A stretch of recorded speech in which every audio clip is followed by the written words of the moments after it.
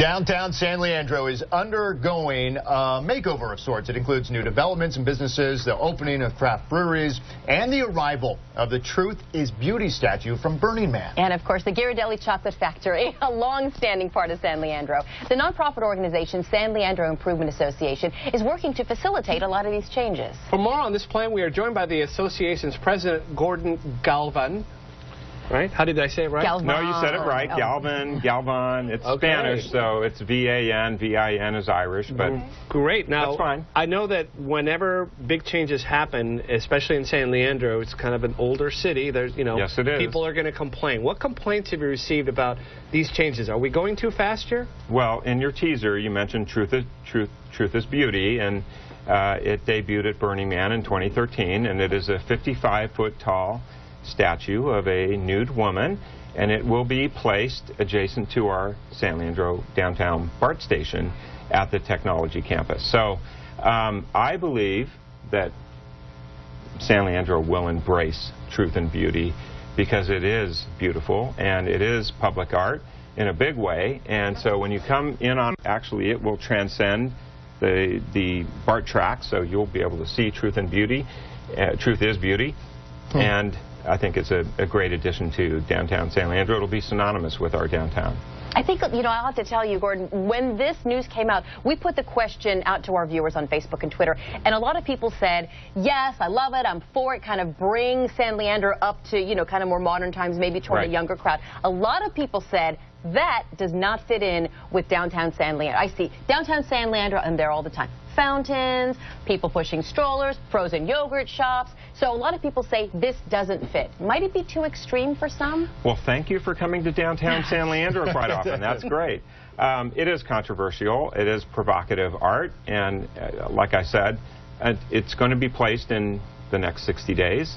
So we're going to see what's going to happen. But I believe that the community will embrace Truth is Beauty. I think it's a beautiful sculpture. It's, as I said, 55-foot tall, steel mesh.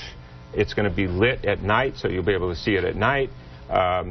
It's fabulous. But that's not the only thing happening in San Leandro. A lot of cities have old industrial areas that they've handed over to housing, but there's parts of your old industrial areas you guys have kept and maintained. What's the importance of that? And for our viewers, you're a native, so I am.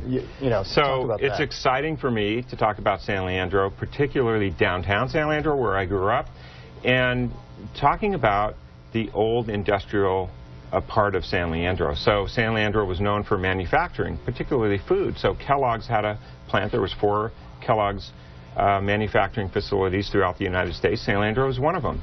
Now it's 21st Amendment. So San Leandro is known for craft beer. So that's something that is exciting happening in San Leandro. Do you find when you build or bring in those businesses, a younger generation coming to San Leandro? 1,500 new housing product coming in downtown San Leandro. So our TOD strategy has 500,000 square feet of new Class A office and 1,500 new housing, high-density housing coming into downtown San Leandro. Gordon, if people, are just waking up to this and saying, wow, this is changing, is there still a way for San Leandro residents to be involved in the decision-making process? All the decisions haven't been made yet, have they?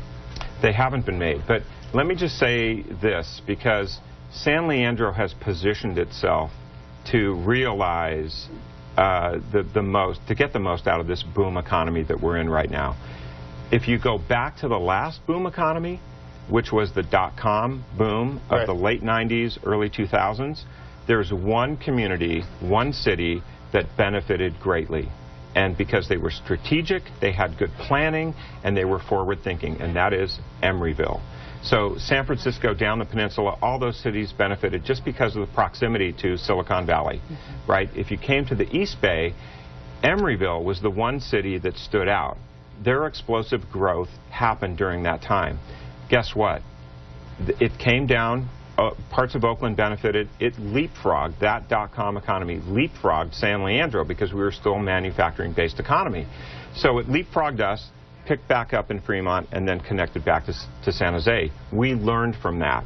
We have been strategic in our thinking and our planning. We have public-private partnerships now that has positioned San Leandro to take advantage of this boom economy. And that's why you see tall cranes in the downtown. I've never seen it in my 52 years.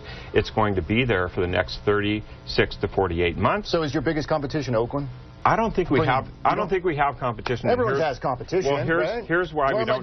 Here's why we don't have competition. What? Here's why we're the Steph Curry, the Golden State Warriors of the East Bay. Listen up, Oakland. But you know, the highest, fastest internet connection speed in the country is where? San Leandro. Not the Silicon Valley, not San Francisco, not Oakland, but San Leandro.